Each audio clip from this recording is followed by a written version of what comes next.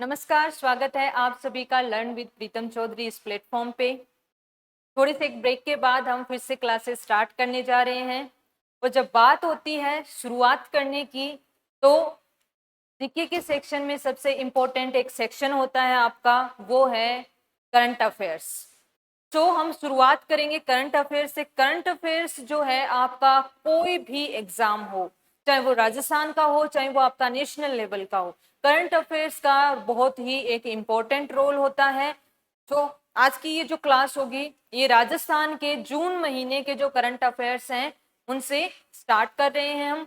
इससे पहले कि हम क्लास स्टार्ट करें, पहली बात कि जैसा मैंने प्रॉमिस किया था बहुत जल्द ही जो है विभिन्न जो एग्जाम्स की मैंने चर्चा की थी उन पे एक जो है वीडियो सीरीज पूरी आएगी। राजस्थान का कंप्लीट जीके हम यहाँ पे करवाने की पूरी कोशिश करूंगी मैं और करवाऊंगी भी ही आपको। And as per the demand, as per the time, जितना पहले जिन टॉपिक्स को कवर करने की जरूरत होगी उनको हम पहले कवर कर लेंगे ताकि एग्जाम जब नजदीक जो होगी उसके अंदर ज्यादा से ज्यादा फायदा मिल सके। उसके अलावा हम स्ट्रेटेजीज पे भी चर्चा करेंगे कि आरएस प्री को कैसे हमने क्लियर करना है पहले ही अटेम्प्ट के अंदर, बाकी चीजें भी होंगी।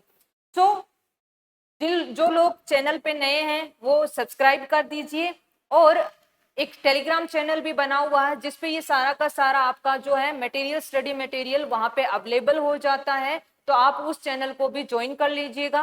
नाम है उसका भी लर्न विद प्रीतम चौधरी, इसी नाम से टेलीग्राम चैनल बना हुआ है। 8000 प्लस उसमें मेंबर्स हैं। आज का ये सेशन हम स्टार्ट करते हैं। देखिए, बात करें हम आज के इस सेशन के अंदर करंट अफेयर की, तो जून महीने के और राजस्थान के करंट अफेयर्स हैं। सबसे पहले अंचल योजना। अंचल योजना का संबंध कौन से जिले से है, या अंचल योजना को राजस्थान में कौन से जिले के अंदर चलाया जा रहा है, इस प्रकार का क्वेश्चन आना एक पॉसिबल क्वेश्चन है। तो कौन से जिले में है? करौली जिले से है। किसके लिए है? ये महिलाओं के लिए है। अब यहाँ पे एक ऑप्शन क्या हो जाएगा, या इस प्रकार से यदि अंचल योजना का संबंध किससे है, इसमें मान लीजिए कि क्वेश्चन के अंदर ऑप्शन वाइज बनाते हैं, महिलाओं से, किशोरियों के लिए जो है, जो महिलाएं मां बन चुकी हैं उनके लिए, या फिर प्रेग्नेंट वुमन के लिए, जो है गर्भवती महिलाओं के लिए, इस प्रकार कंफ्यूज करने की। तो ऐसा इसमें कोई कैटेगरी नहीं है, सभी महिलाओं के लिए है ये। और किससे संबंधित है? एनीमिया को खत्म करने से संबंधित है। यानी कि इस योजना का कार्य क्षेत्र क्या है? एनीमिया। एनीमिया क्या होता है? एनीमिया होता है हीमोग्लोबिन HB की कमी। हीमोग्लोबिन की जो कमी होती है उस स्थिति को क्या कहते हैं? एनीमिया कहते हैं। एक स्वस्थ महिला के अंदर जो है लगभग 11-12 से लेकर के 14 क्या होना चाहिए? HB होना चाहिए, इतना ग्राम HB होना चाहिए। यदि इस रेंज के अंदर HB नहीं है, दैट मीन्स वो महिला, वो किशोरी, वो बच्ची क्या है? एनीमिया से पीड़ित है। और एनीमिया यानी कि हीमोग्लोबिन की कमी होती किसकी वजह से है? आयरन की कमी से होती है। आयरन की कमी से एनीमिया रोग होता है। तो यहाँ पे हमने साइंस वाला पर्सपेक्टिव भी कवर कर लिया। साइंस के हिसाब से हमें पता होना चाहिए कि एनीमिया रोग किसकी वजह से, एनीमिया रोग है क्या? तो एनीमिया रोग है हीमोग्लोबिन की कमी को कहना। हीमोग्लोबिन की कमी किसकी वजह से होती है? आयरन की कमी से होती है। तो और मान लीजिए और भी आगे हम चलें, इसके विभिन्न पहलुओं पर चर्चा करते हुए सबसे पहला पहलू तो हो गया हीमोग्लोबिन की कमी। ये होती किसकी वजह से है? आयरन की कमी से होती है। जिसकी बॉडी में आयरन की कमी होती है। और इसका प्रभाव क्या होता है? यदि एनीमिया की कमी किसी के अंदर है तो उसका प्रभाव क्या पड़ेगा बॉडी पे? तो देखिए, हीमोग्लोबिन जो होता है वो बॉडी के अंदर ऑक्सीजन का प्रवाह बनाए रखने के लिए, शरीर के अंदर ऑक्सीजन को एक जगह से दूसरे जगह ले जाने के लिए, ऑक्सीजन को कैरी करने के लिए क्या जरूरी होता है? हीमोग्लोबिन जरूरी होता है। और यदि हीमोग्लोबिन की कमी होगी तो बॉडी के अंदर ऑक्सीजन कैरी करना, साथ में ही अन्य जो पोषक तत्व होते हैं, पोषक तत्व वो ब्लड के अंदर कैरी करने की क्षमता किसकी होती है? हीमोग्लोबिन की होती है। तो इन दोनों की क्षमता क्या हो जाएगी? कम हो जाएगी। तो इससे क्या होता है, आप लोगों ने भी सुना होगा, देखा होगा आपके परिवार में या कहीं पर भी, परिवार की मैं नहीं कहूंगी क्योंकि मैं नहीं चाहती किसी के भी ये इस प्रकार की कमी है, अगर किसी के कमी है तो वो आयरन की टेबलेट्स जरूर ले। जब हीमोग्लोबिन की कमी हो जाती है, ऑक्सीजन का प्रवाह कम हो जाता है, तो चक्कर आने शुरू हो जाते हैं। तो ज्यादातर जो एनीमिया से पीड़ित महिलाएं होती हैं उनको चक्कर आने की समस्या होती है क्योंकि ऑक्सीजन की कमी हो जाती है। अब देखिए, एनीमिया को खत्म करने से संबंधित अभियान कौन सा है? आंचल अभियान है, जिसके हमने साइंस वाला पर्सपेक्टिव यहाँ पे पढ़ा। हीमोग्लोबिन की जो गोलियां हैं, यानी कि जो आपका आयरन की जो टेबलेट्स हैं हीमोग्लोबिन बढ़ाने के लिए, उनका वितरण इसके तहत किया गया। नेक्स्ट जो है आपका करंट अफेयर में आता है food safety index. Food safety index जो है ये जारी किया गया 8 जून को। 8 जून को ये जारी किया गया food safety and standard authority के द्वारा। यानी कि फूड सेफ्टी इंडेक्स कौन जारी करता है? FSSAI, food safety and standard authority of India जारी करता है। 5 पैरामीटर्स के आधार पर रैंकिंग दी जाती है, यानी कि 5 चीजों को आधार बना करके फिर फूड सेफ्टी के आधार पे क्या किया जाता है? रैंकिंग दी जाती है। सबसे पहले स्थान पे आया है तमिलनाडु, दूसरे स्थान पे गुजरात और तीसरे स्थान पे है महाराष्ट्र।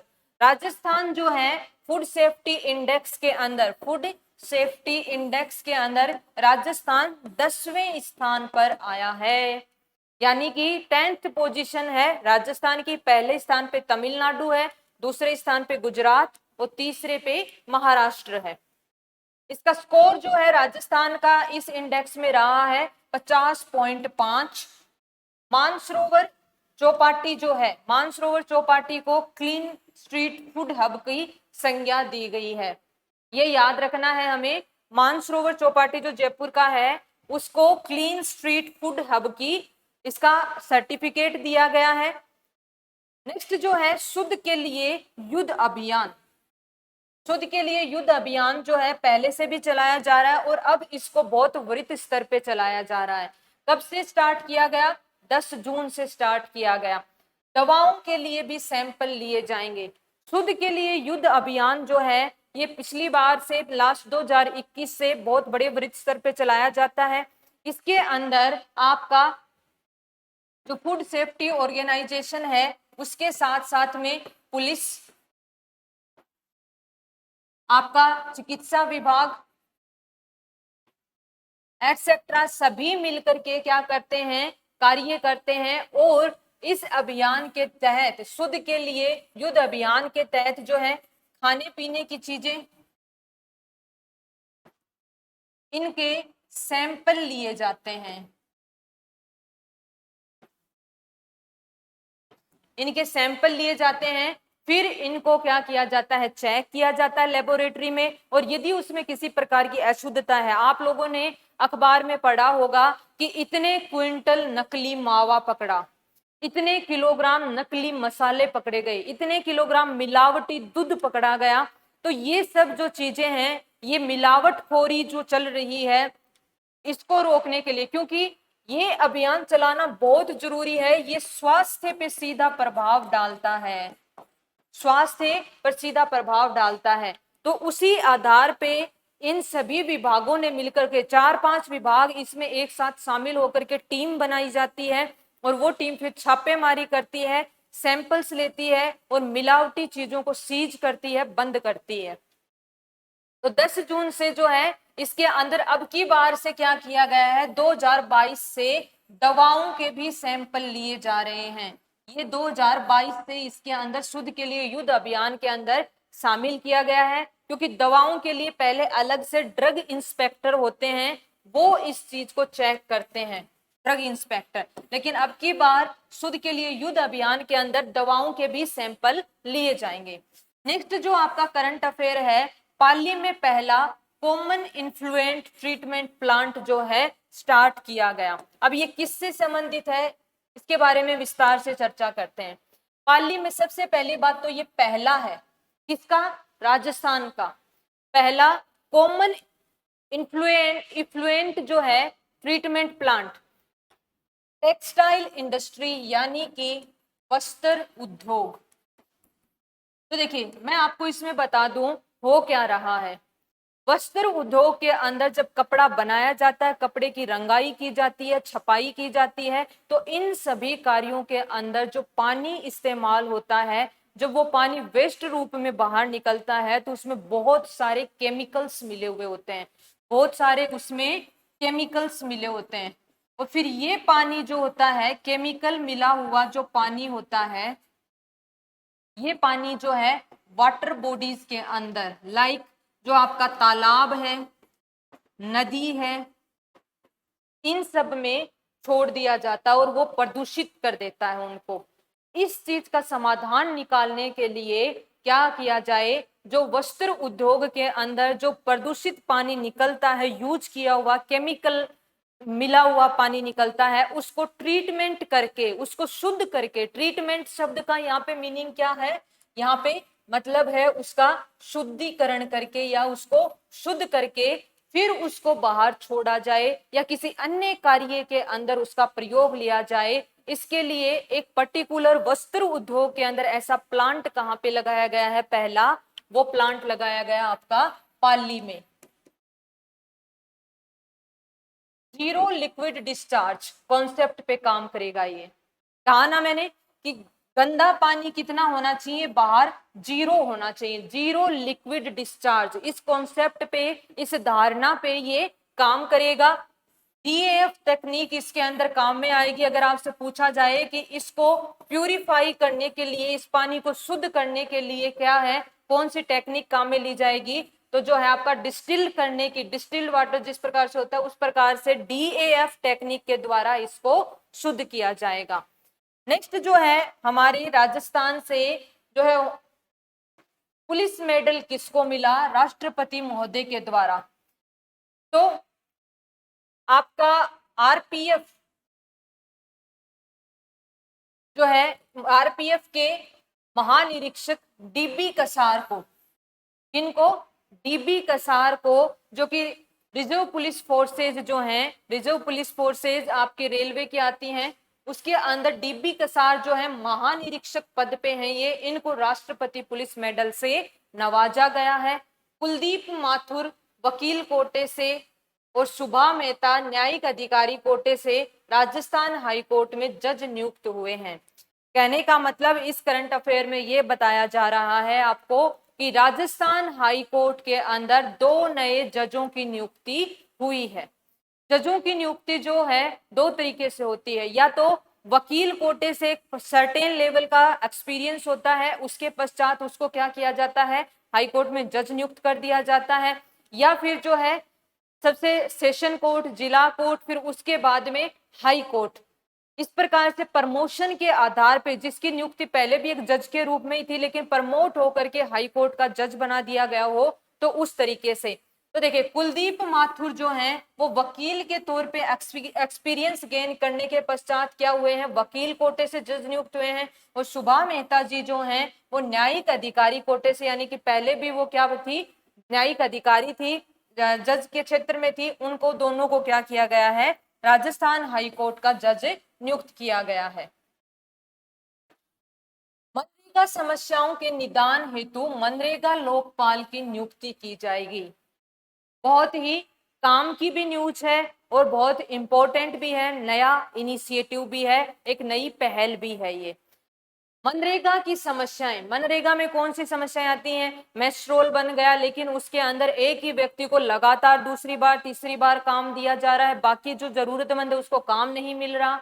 अब्सेंट है फिर भी प्रेजेंट लग रही है, या प्रेजेंट है तो उसकी आपसी खींचतान की वजह से प्रेजेंट नहीं लगाई जा रही। पैसे का समय पर भुगतान नहीं किया जा रहा, पैसे का कम भुगतान किया जा रहा है। इस प्रकार की मनरेगा की जितनी भी समस्याएं हैं, जितनी भी शिकायतें हैं, उन समस्याओं को दूर करने के लिए अब क्या किया जाएगा, मनरेगा लोकपाल नियुक्त किया जाएगा।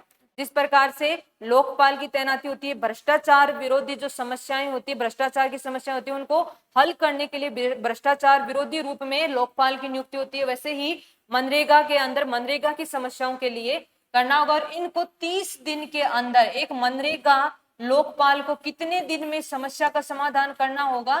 30 दिन के अंदर अंदर। और यदि उनके पास कोई शिकायतकर्ता अपनी समस्या लेकर के आता है तो 30 दिन में अपनी समस्या का समाधान उनको करना होगा। ये समय लिमिट अच्छे से याद कर लीजिएगा क्योंकि ये नया कॉन्सेप्ट है। नेक्स्ट है आपकी लोकपाल अपीलेंट अथॉरिटी। कहाँ पे है ये? राज्य स्तर की है, यानी कि एक ही होगी। पूरे राजस्थान राज्य स्तर पे अपीलेट अथॉरिटी बनाई जा रही है तो पूरे राज्य स्तर पे वो एक हो गई। कौन सी? Lokpal appellate authority. इसमें 3 सदस्य नियुक्त किए जाएंगे। कितने सदस्यों की होगी ये अथॉरिटी या समिति जो होगी? ये आपकी लोकपाल अपीलेंट। अपीलेंट है तो दैट मीन्स क्या होगा? नीचे से जिन समस्याओं का निचले स्तर पे समाधान नहीं हुआ है, या फिर आप ऐसे हैं कि संतुष्ट नहीं है उस समस्या के समाधान से जो दिया गया था निचले स्तर के अधिकारियों के द्वारा, तो उनके खिलाफ अपील करने के लिए, राज्य स्तर पे अपील करने के लिए इस अथॉरिटी का गठन किया जाएगा। 3 सदस्य नियुक्त किए जाएंगे। योग्यता क्या होगी? प्रतिष्ठित और गैर राजनीतिक, नॉन पॉलिटिकल होना चाहिए। गैर राजनीतिक व्यक्ति होगा। सामाजिक संगठन के अंदर यदि ये तो योग्यता होनी चाहिए उसकी, प्रतिष्ठित भी होना चाहिए और गैर राजनीतिक होना चाहिए, यानी कि उसका किसी भी पॉलिटिकल पार्टी से या किसी भी रूप में वो किसी भी पॉलिटिकल पद पे नियुक्त नहीं होना चाहिए, बिल्कुल नॉर्मल व्यक्ति होना चाहिए। और उसका किसी सामाजिक संगठन में कार्य का अनुभव 30 वर्ष का हो और जिला लोकपाल का 1 साल का अनुभव हो, तो ऐसे व्यक्तियों को क्या किया जाएगा? लोकपाल अपीलेंट अथॉरिटी के अंदर सदस्य के तौर पे लिया जाएगा। 3 सदस्यों की ये अथॉरिटी बनेगी। इसके अंदर जो है कार्य अनुभव वाली और वो चीजें आप याद रखेंगे। कार्यकाल क्या होगा? 2 या 68 वर्ष, यानी कि या तो वो 2 साल तक कार्य करेगा या फिर 68 वर्ष की आयु पूर्ण होने तक कार्य करेगा। मान लीजिए कोई व्यक्ति 62 वर्ष की उम्र में लग गया लोकपाल अपीलेंट अथॉरिटी में सदस्य के तौर पे, 62 वर्ष की उम्र में लगा है तो वो 2 साल तक कार्य कर सकता है, 64 वर्ष पे रिटायर हो जाएगा। मान लीजिए कोई व्यक्ति 67 वर्ष की उम्र में लगा है तो वो मैक्सिमम कितने वर्ष तक कार्य कर सकता है? 68 वर्ष तक, मतलब 1 साल ही वो कार्य कर पाएगा। इस चीज का मतलब ये होता है मैक्सिमम 2 साल या फिर 68 वर्ष की आयु होने तक। यदि 68 वर्ष की आयु होने में मान लीजिए 66 साल में लगा है, 66 साल के अंदर उसकी दोनों चीजें पूरी हो जाएंगी, 2 साल तक वो कार्य भी कर लेगा और 68 वर्ष की आयु भी हो जाएगी, तो तब भी रिटायर होगा और 2 साल का कार्य हो गया तब भी रिटायर होगा। तो ये इन चीजों का मतलब होता है यहाँ पे।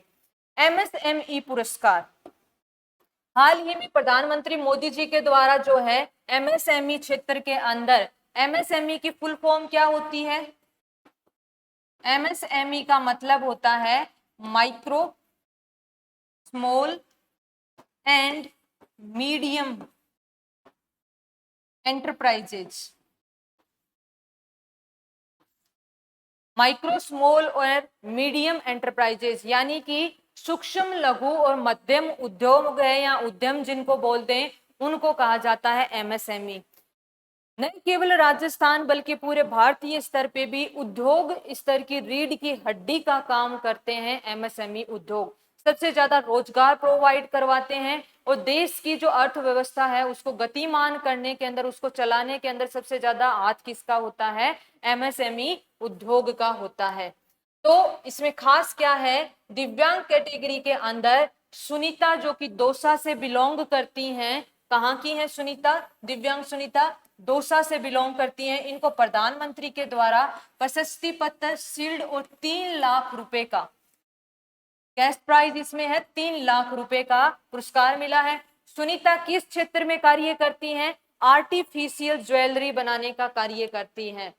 जो कृत्रिम ज्वेलरी होती है, आर्टिफिशियल ज्वेलरी महिला पुरुष जो भी पहने, तो उस आर्टिफिशियल ज्वेलरी को बनाने की इनकी फैक्ट्री है, डिजाइनिंग का बनाने का काम इनका है। तो राजस्थान से जो है MSME पुरस्कारों के लिए ये चुनी गई थी। नेक्स्ट जो आपकी खबर है वो है सिंगल यूज प्लास्टिक के बैन को लेकर के है, जो कि 1 जुलाई से प्रभावी हो गया है। एकल यूज जो होता है यानी कि एक बार ही प्रयोग में लिया जा सकने वाला प्लास्टिक, जिस प्रकार से प्लास्टिक की कटलरी में क्या आता है, प्लास्टिक की चम्मच आती है, प्लास्टिक की जो है कटोरियां आती हैं जो शादी ब्याह में यूज होती हैं। तो इस प्रकार की चीजें जिनको एक बार ही यूज करके डिस्पोजल के फॉर्म में उसको डाल दिया जाता है डस्टबिन के अंदर, उनका यूज करना बंद किया गया है। कब से बैन है? प्लास्टिक की पतली थैलियां जो सब्जी वगैरह डालने में काम आती थी वो 1 जुलाई 2022 से बंद कर दी गई हैं। और पकड़े जाने पर 3 माह का कारावास, 3 महीने का कारावास और 1,000 रुपए जुर्माना उस पे लगाया जाएगा। ये अकॉर्डिंगली बढ़ जाएगा यदि एक ही व्यक्ति बार बार इस तरीके के जुर्म में पकड़ा जाता है। तो डेट आपको याद रखनी है 1 जुलाई 2022, जिससे जो है सिंगल यूज प्लास्टिक क्या हो गया है, बैन हो गया है। सिंगल यूज प्लास्टिक को कंप्लीटली बैन कर दिया गया है। नेक्स्ट आता है आपका यूरेनियम के भंडारों से संबंधित या यूरेनियम के खनन से संबंधित न्यूज, बहुत ही इंपॉर्टेंट न्यूज है। खंडेला सीकर के पास, खंडेला की पहाड़ियां कहाँ पे हैं? ये सीकर जिले में भी, सीकर के पास में जो है खंडेला, वहां पे यूरेनियम का खनन अब होगा। खंडेला के अंदर भी कहाँ पे? रोहिल नाम की जगह है, रोहिल।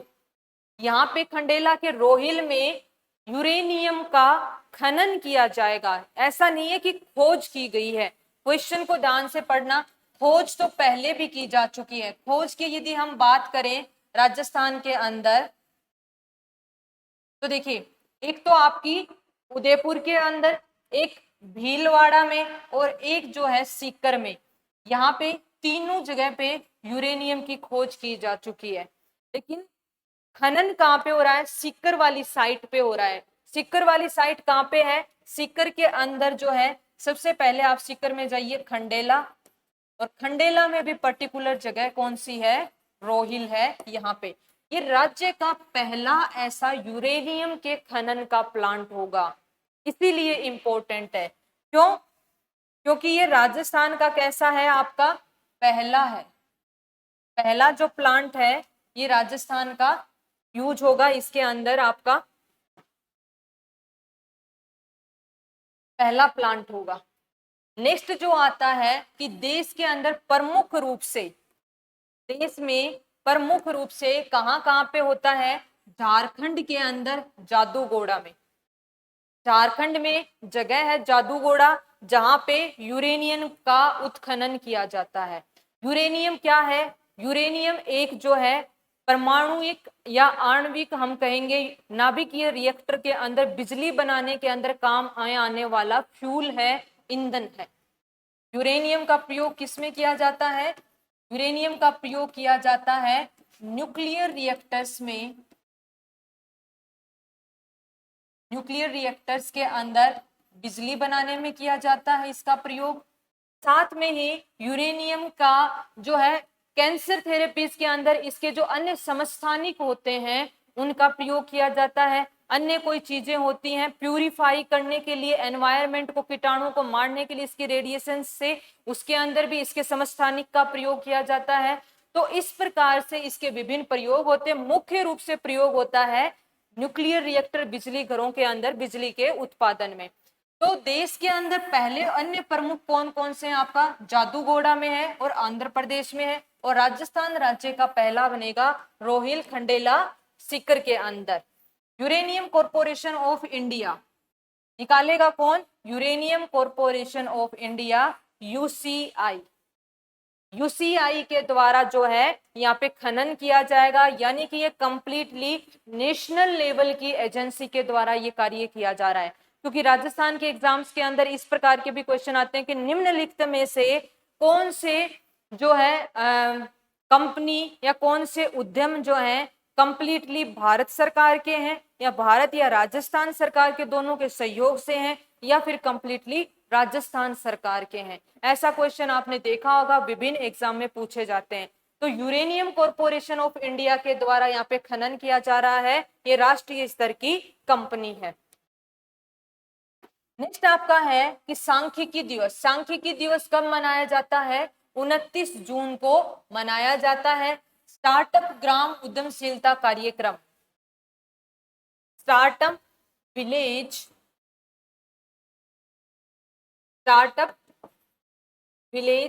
एंटरप्रेन्योरशिप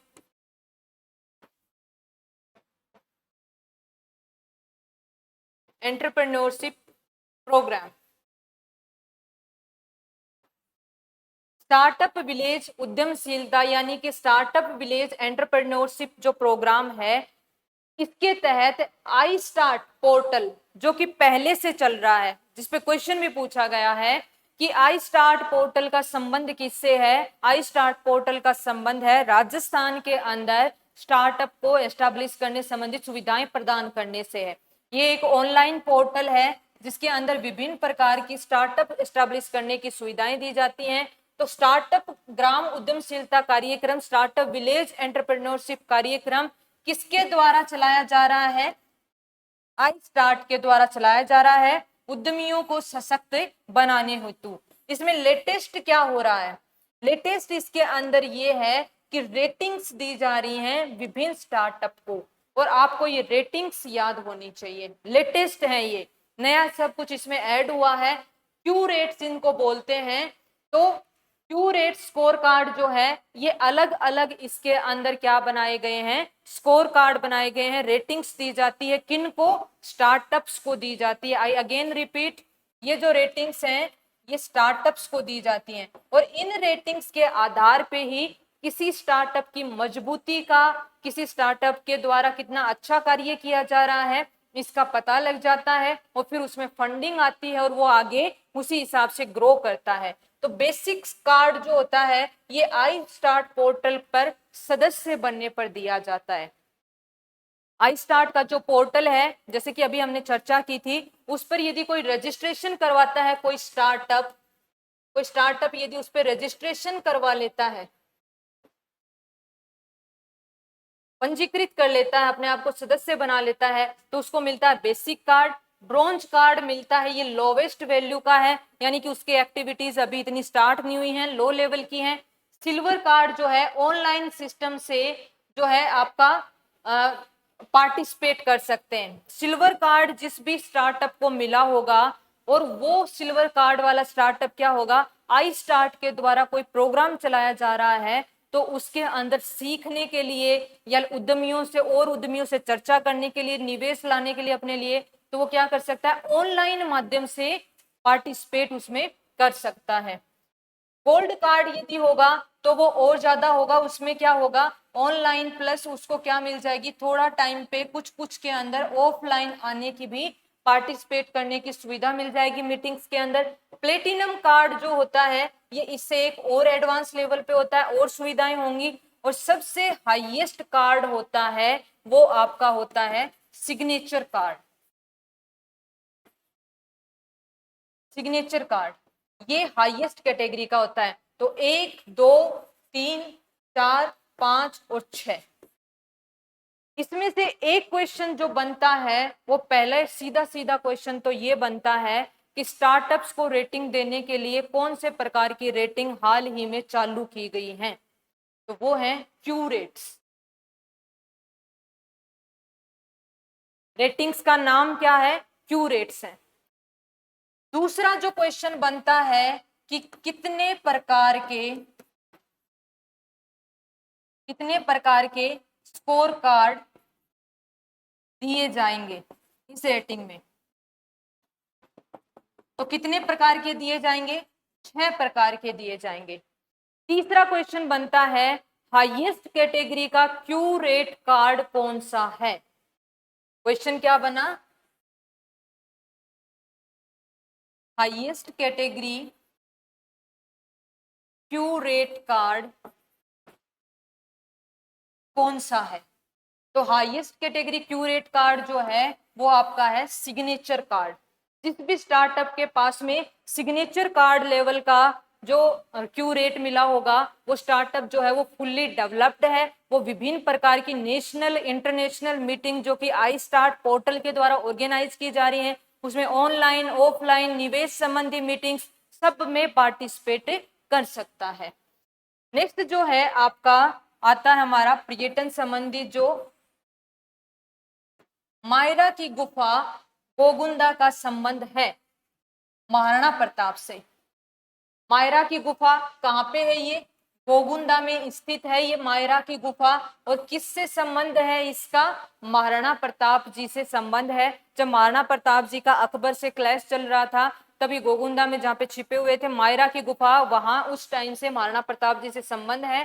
हाल ही में इसके विकास की स्वीकृति दी गई है, यानी कि इसको एक पर्यटन स्थल के रूप में विकसित किया जाएगा। किसको? मायरा की गुफा को। अब क्वेश्चन यहाँ से दो प्रकार से आ सकता है। पहला क्वेश्चन क्या आ सकता है कि मायरा की गुफा कहां पर स्थित है? इसमें दे देंगे भैंसरोडगढ़, गोगुंदा, गिरवा की पहाड़ियां या फिर आपका कुंभलगढ़। इस प्रकार के चार ऑप्शन देंगे तो गोगुंदा के अंदर मायरा की गुफा है। दूसरा क्वेश्चन सीधा सीधा पूछ लेंगे, मायरा की गुफा का संबंध किससे है? तो कुंभा से है, महाराणा प्रताप से है, उदय सिंह से है, या फिर आपको चौथा एक और ऑप्शन मिला होगा तो महाराणा प्रताप जी से है। और इसको क्या किया जाएगा? इसको एक पर्यटन स्थल के रूप में विकसित किया जाएगा। इसी की तरह महाराणा प्रताप जी का पेनोरमा, पेनोरमा क्या होता है? वहां पे एक मूर्ति बनाई जाती है। महाराणा प्रताप जी हैं तो महाराणा प्रताप जी की मूर्ति, और उसके चारों ओर एक बहुत बड़ा विशाल गार्डन या उनसे संबंधित कोई भी छोटा म्यूजियम टाइप इस प्रकार की कोई प्रतिकृति वहां पे बनाई जाएगी। और महाराणा प्रताप जी का पेनोरमा कहाँ पे बनाया जा रहा है? चावंड उदयपुर में। चावंड जिसको उन्होंने अपनी राजधानी भी बनाया था महाराणा प्रताप जी ने, तो चावंड उदयपुर के अंदर महाराणा प्रताप जी का पेनोरमा बनाया जाएगा।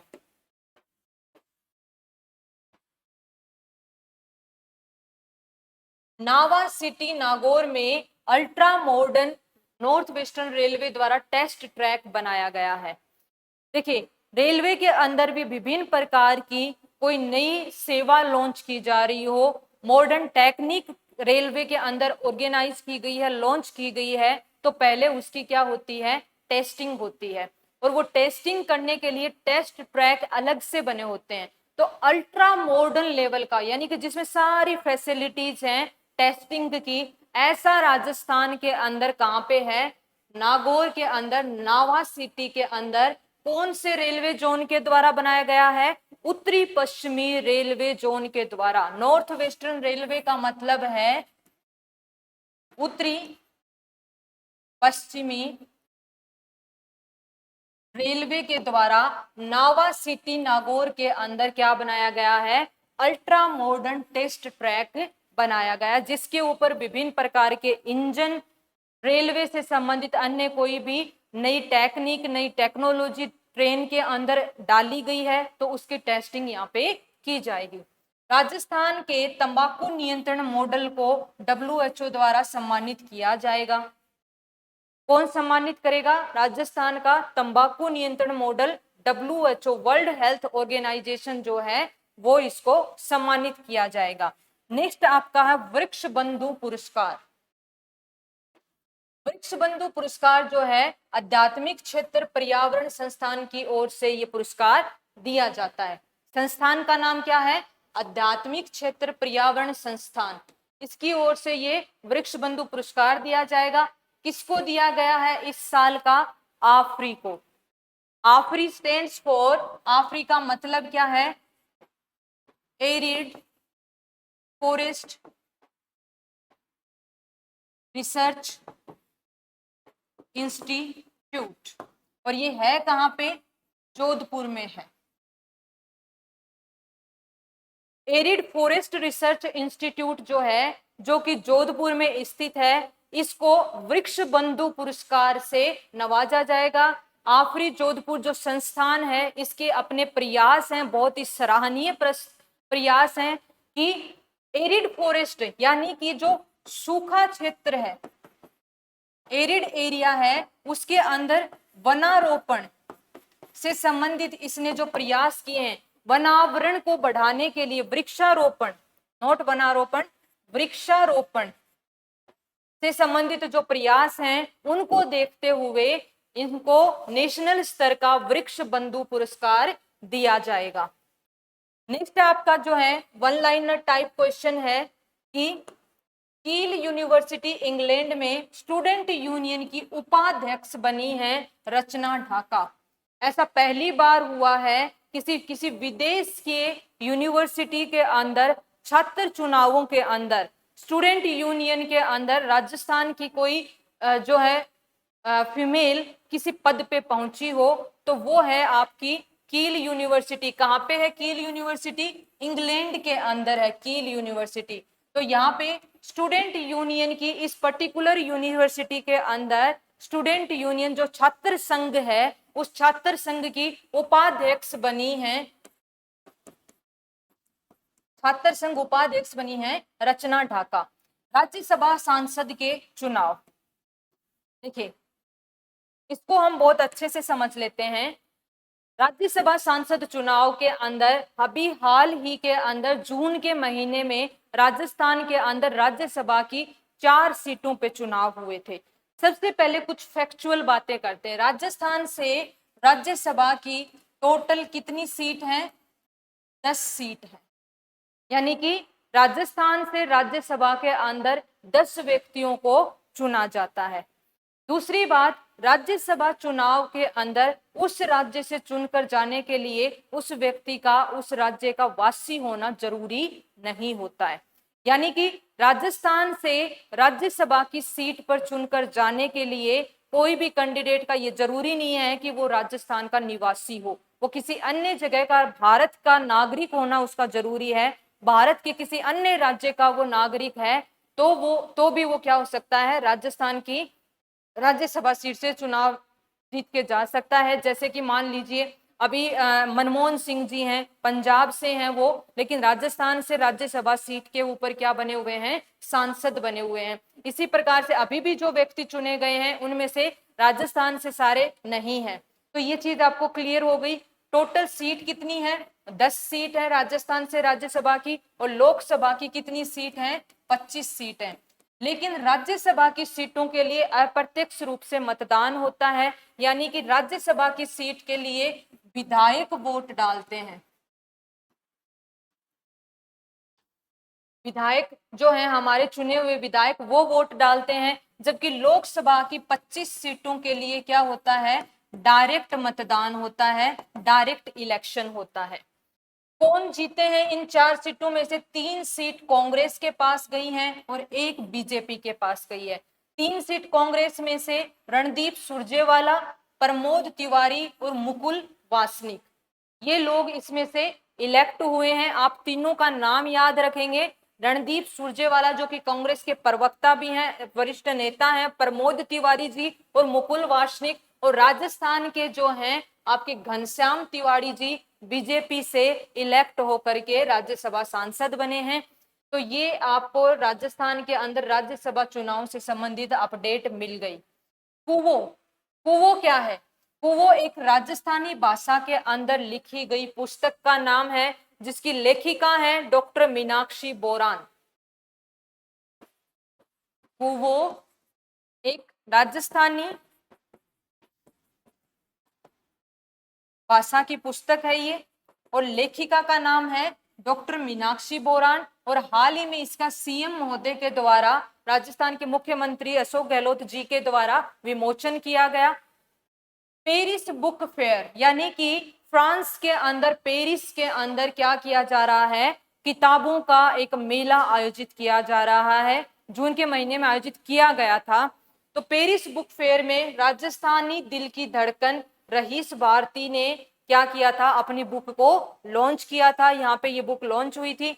और नेक्स्ट यदि हम बात करें वन लाइनर में, centre of excellence cyber physical system, तो ये कहाँ पे स्थापित किया गया है? ये नया नेक्स्ट आपका करंट अफेयर है। वन लाइनर करंट अफेयर्स चल रहे हैं। सेंटर ऑफ एक्सीलेंस यानी कि उत्कृष्ट केंद्र, उत्कृष्ट केंद्र किसका? साइबर फिजिकल सिस्टम, यानी कि जो साइबर सिक्योरिटी सिस्टम होता है उसका एक उत्कृष्ट केंद्र कहाँ पे बनाया गया है?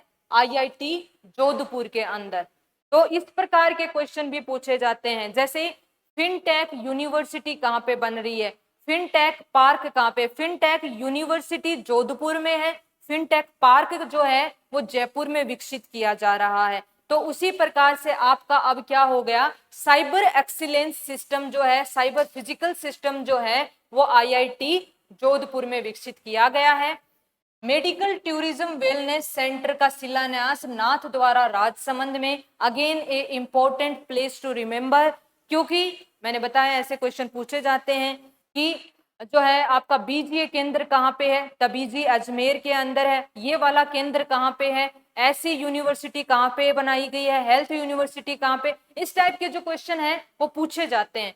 तो मेडिकल टूरिज्म यानी कि स्वास्थ्य पर्यटन क्या होता है, अब इसको समझ भी लेते हैं। आरएएस के अंदर जो है इन चीजों की समझ होना भी जरूरी है, अन्य एग्जाम्स के अंदर भी होती है, आपकी समझ आपको और ज्यादा दूसरों से बेहतर बनाती है। मेडिकल टूरिज्म वेलनेस सेंटर का शिलान्यास किया गया, शिलान्यास का मतलब हो गया कि अब ये बनेगा, शुरुआत कर दी गई है नाथ द्वारा राजसमंद में। मेडिकल टूरिज्म से मतलब है कि राज्य के अंदर बेहतरीन स्वास्थ्य सुविधाएं उपलब्ध करा करके बाकी लोगों को अपने यहाँ पर स्वास्थ्य लाभ लेने के लिए आकर्षित करना, कि यहाँ पे हमारे जो है इन क्षेत्र के अंदर जो बेहतरीन स्वास्थ्य सुविधाएं हैं रियायती दरों पर उपलब्ध हैं, तो इन स्वास्थ्य सुविधाओं के लिए दूसरों को आकर्षित करना, उन स्वास्थ्य लाभ लेने के लिए, इसी को बोलते हैं मेडिकल टूरिज्म, मेडी टूरिज्म, स्वास्थ्य पर्यटन इसको बोलते हैं। ये कहाँ पे बनेगा? नाथ द्वारा राजसमंद के अंदर। O2 जॉब पोर्टल, ये राजस्थान के असंगठित क्षेत्र के श्रमिकों को रोजगार देने के लिए बनाया गया है। O2 जॉब पोर्टल असंगठित क्षेत्र, यानी कि एक होता है आपका संगठित क्षेत्र, संगठित क्षेत्र के श्रमिक का मतलब होता है जिनका प्रॉपरली क्या किया गया है, रजिस्ट्रेशन किया गया है, जो कि क्या है आपके पंजीकृत हैं, वो तो हो गए आपके संगठित क्षेत्र के अंदर जिनका लेखा जोखा। लेकिन जो लोग कहीं पर भी रजिस्टर्ड नहीं है, दिहाड़ी मजदूर पे काम करते हैं, जो है दैनिक भत्ते पे काम करते हैं, वो सारे के सारे मजदूर किस में आ जाते हैं? असंगठित क्षेत्र में आ जाते हैं। तो उनके लिए क्या किया गया है? O2 जॉब पोर्टल गठित किया गया है उनको रोजगार दिलाने के लिए। अब बात कर लेते हैं हम राजस्थान के स्पोर्ट्स से संबंधित, जो जून के महीने में कुछ स्पोर्ट्स इवेंट हुए हैं। अवनी लेखरा जी ने फिर से कीर्तिमान रचा है और पैरा शूटिंग वर्ल्ड कप में गोल्ड मेडल इन्होंने जीता है। अगेन ए एक्सीलेंट परफॉर्मेंस, हम सभी के लिए एक प्राउड का मोमेंट कि अवनी लेखरा जी ने पैरा शूटिंग वर्ल्ड कप में फ्रांस के जो है सेंटोरॉक्स के अंदर ये हुआ था, जगह का नाम भी याद रखिएगा, फ्रांस के सेंटोरॉक्स के अंदर ये हुआ था, और यहाँ पे इन्होंने क्या जीता है? गोल्ड मेडल जीता है। किसके अंदर? HS-10 मीटर एयर राइफल जो स्पर्धा है, इसके अंदर 10 मीटर एयर राइफल वाली स्पर्धा में। पेरिस पैरालंपिक में इनका जो कोटा है वो फिक्स हो गया है, यानी कि पेरिस के अंदर जो होने वाले पैरा ओलंपिक्स हैं आने वाले समय में, उनके अंदर ये डेफिनेटली खेलेंगी। इनका जो कोटा, एक कोटा सिस्टम का मतलब होता है क्वालिफाई कर लिया है इन्होंने। ये ब्रांड एम्बेसडर हैं राजस्थान में बेटी बचाओ बेटी पढ़ाओ की, और वर्ल्ड में इस पदक को जीतने के पश्चात 10 मीटर एयर राइफल स्पर्धा के अंदर पूरे वर्ल्ड के अंदर इनकी रैंकिंग जो है वो 1 हो गई है। Very very proud and excellent moment. और इनकी जो रैंकिंग है वो अभी क्या है? वर्ल्ड के अंदर इस पर्टिकुलर प्रतिस्पर्धा के अंदर वर्ल्ड नंबर 1 पे ये पहुंच गई है। तो यहाँ से 2-3 क्वेश्चन बनते हैं। पहला क्वेश्चन जो बनता है वो ये बनता है कि कौन सा मेडल जीता, तो गोल्ड मेडल जीता। दूसरा, स्पर्धा का नाम कौन सा था, तो 10 मीटर एयर राइफल थी इनकी स्पर्धा। तीसरी स्पर्धा जो है वो हुई कहाँ पे थी, यानी कि जो कंपटीशन है वर्ल्ड कप है वो हुआ कहाँ था, तो फ्रांस के सेंटोरक्स के अंदर ये हुआ था। तीसरा जो है कि ये किसकी ब्रांड एम्बेसडर हैं, तो बेटी बचाओ बेटी पढ़ाओ की हैं। और चौथा इनका नेक्स्ट जो इनका क्वेश्चन है इनसे संबंधित, रैंक कौन सी है फिलहाल इनकी विश्व में, तो इनकी पहली रैंक है। इस प्रकार से आपसे क्वेश्चन बन सकता है। नेक्स्ट जो खेलो इंडिया यूथ गेम्स जिनका आयोजन हुआ था, फोर्थ वर्जन, चौथे प्रकार के ये खेल थे, फोर्थ वर्जन थे, 3 पहले हो चुके थे, हाल ही में चौथे वर्जन हरियाणा के पंचकुला में आयोजन हुआ था। पहला क्वेश्चन यहीं से बनता है, खेलो इंडिया यूथ गेम्स 2022 का आयोजन कहाँ पे किया गया, तो इनका आयोजन किया गया हरियाणा के पंचकुला में। पहले नंबर पे रहा है हरियाणा, दूसरे नंबर पे रहा है महाराष्ट्र और तीसरे नंबर पे रहा है कर्नाटक। राजस्थान का खेलो इंडिया यूथ गेम्स के अंदर 10वां स्थान है, 10th पोजीशन है, जिसमें से टोटल 32 मेडल जीते राजस्थान ने इन खेलों में, और 32 में से जो है 8 आपके गोल्ड मेडल हैं। 4 जून 2022 से 13 जून 2022 तक इन खेलों का आयोजन हरियाणा के पंचकुला के अंदर हुआ था। तो ये खेलो इंडिया यूथ गेम्स की हमने बात कर ली। पहला क्वेश्चन कहाँ हुए थे, दूसरा पहले स्थान पर कौन आया, तो पहले स्थान पे ऐसे याद रख लेना, जहां पे आयोजन हुआ था वही पहले स्थान पे आया है। हरियाणा में आयोजन हुआ था, हरियाणा ही पहले स्थान पे आया है। राजस्थान कौन से स्थान पे आया है, 10वें स्थान पे आया है, 32 मेडल जिसमें से 8 गोल्ड हैं। ये 4 जून से इनका आयोजन हुआ था 13 जून तक। नेक्स्ट जो है आपका अथर्व शर्मा। अथर्व शर्मा जो है राष्ट्रीय तीरंदाजी प्रतियोगिता के अंदर अंडर 14 यानी कि 14 साल से कम उम्र के अंदर तीरंदाजी प्रतियोगिता थी, जो नेशनल लेवल की जो है आर्चरी कंपटीशन था। तीरंदाजी मतलब आर्चरी कंपटीशन जो था, उसमें 2 स्वर्ण पदक और 1 रजत पदक, 2+1, 2 गोल्ड 1 सिल्वर के साथ में ये जो है काफी चर्चा में रहे थे। तो आपको याद रखना है अथर्व शर्मा का नाम, जो कि तीरंदाजी के क्षेत्र में उभरते हुए खिलाड़ी हैं। So thank you. ये आपका जो है आज मैंने लिखा भी, थैंक यू। ये हमारा आज के जो है जून महीने के राजस्थान के करंट अफेयर हैं। जल्दी मिलेंगे। राजस्थान के अलावा जो है राष्ट्रीय, अंतर्राष्ट्रीय और नेशनल इंटरनेशनल के साथ में स्पोर्ट्स के, अवार्ड्स के, बाकी जो करंट अफेयर्स के साथ में मिलेंगे, और बाकी जो आपकी अन्य सब्जेक्ट की जो क्लासेज हैं वो भी जल्दी सुचारू रूप से चालू होंगी। So stay tuned. जिन्होंने सब्सक्राइब नहीं किया वो सब्सक्राइब कर दीजिएगा। Thank you so much.